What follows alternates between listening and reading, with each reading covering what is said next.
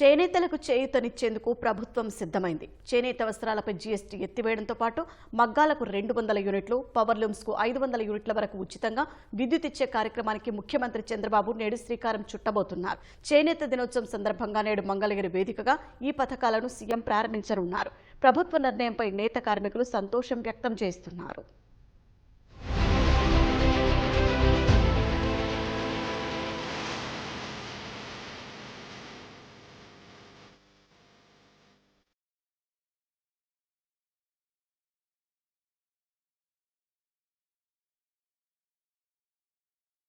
నూలు పోగుతో నాగరికతకు నడకలు నేర్పిన గొప్పతనం చేనేత కళాకారులది. అగ్గిపెట్టెలో పట్టేలా అత్యంత కళాత్మకంగా చీరను నేసి బ్రిటిష్ మహారాణికి పంపి మెప్పించిన ఘనమైన చరిత్ర మన సొంతం. అలాంటి చేనేత కళాకారులు తిండికి బట్టకు ఇబ్బంది పడే పరిస్థితులొచ్చాయి. వైసీపీ హయాంలో చేనేత రంగాన్ని పూర్తిగా నిర్లక్ష్యం చేయడంతో నేతన్నల జీవితాలు దుర్భరంగా మారాయి. నేతన్న నేస్తాన్ని కొందరికే పరిమితం చేయడం, ఉచిత విద్యుత్ తీసేయడంతో చేనేత కార్మికులు ఇబ్బందులు పడ్డారు.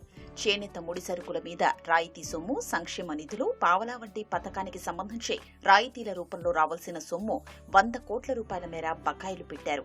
కూటమి ప్రభుత్వం అధికారంలోకి వస్తే ఉచిత విద్యుత్ ఇస్తామని, సొసైటీలకు రావాల్సిన బకాయిలు చెల్లిస్తామని, రాయితీలు పునరుద్ధరిస్తామని, జీఎస్టీ రద్దు చేస్తామని 2024 ఎన్నికల సమయంలో చంద్రబాబు హామీ ఇచ్చారు.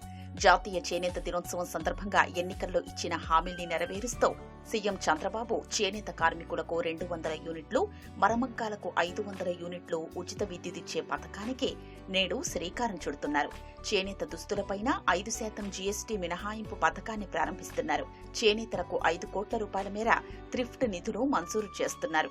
చేనేత కార్మికులకు 200 యూనిట్లు ఉచితంగా కరెంటు చెల్లించేందుకు ప్రభుత్వం ముందుకు రావటం, చేనేత దినోత్సవం సందర్భంగా దాన్ని అమల్లోకి తీసుకురావటం సామాన్యమైన విషయం కాదు. ఈ పథకం చేనేత కార్మికులకు ఒక వరం. చేనేత సహకార సంఘాలకి ఏదైతే థ్రిఫ్ట్ ఫండ్ బకాయి ఉందో ఇప్పుడు 2019 నుంచి ఆ బకాయిలు మొత్తం కూడా చెల్లించేందుకు 5 కోట్ల రూపాయలు విడుదల చేయబోతున్నారు. ఇది చాలా శుభ పరిణామం. చేనేత సహకార సంఘాలను బలోపేతం చేసేందుకు ఇది ఉపకరంగా ఉంటుంది.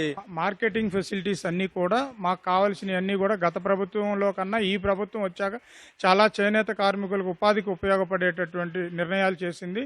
అలాగే లోకేష్ బాబు గారికి, మా నియోజకవర్గ ఎమ్మెల్యే గారికి మరొక్కసారి కృతజ్ఞతలు తెలియజేసుకున్నాము.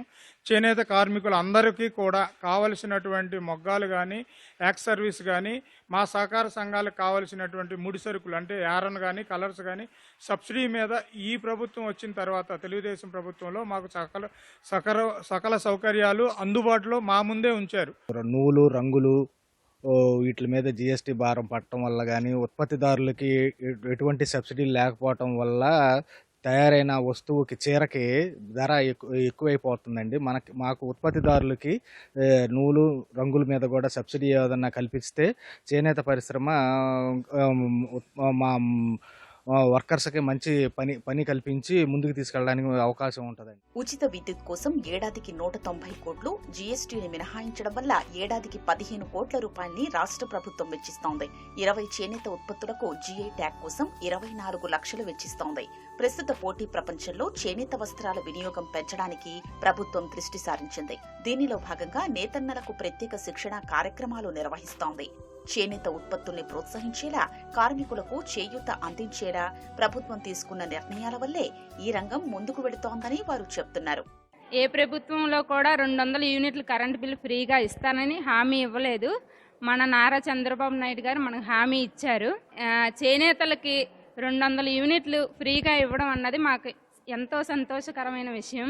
ఈ నెలకి ఒక రోజు అనేది హ్యాండ్లూమ్ డే అని పెట్టి చక్కగా దాన్ని ప్రమోట్ చేస్తున్నారు. అన్ని స్కూల్స్ వాళ్ళు, కాలేజెస్ వాళ్ళు కూడా ఒక డే పెట్టుకొని చేస్తున్నారు. కాకపోతే మాకు జీఎస్టీ అనేది కొంచెం మార్జిన్ అవుతుంది. జీఎస్టీ లేకుండా ఉంటే మాకు ఇంకా హ్యాపీ. చేనేత దినోత్సవాన్ని మంగళగిరిలోని వీవర్స్ శాలలో నిర్వహిస్తున్నారు. సీఎం చంద్రబాబు, లోకేష్ వీవర్స్ శాలలో మగ్గాల్ని పరిశీలిస్తారు. కార్మికులతో మాట్లాడి స్వయంగా వారి కష్టనష్టాలు తెలుసుకుంటారు. నేతన్నలకు 365 రోజుల పాటు పని కల్పించడంతో పాటు వారి కుటుంబాలు గౌరవప్రదమైన జీవనం కోసం ప్రభుత్వం తీసుకునే చర్యల్ని సీఎం ప్రకటించనున్నారు. చేనేతకు మంచి రోజులు వస్తాయనే భరోసా కల్పించనున్నారు.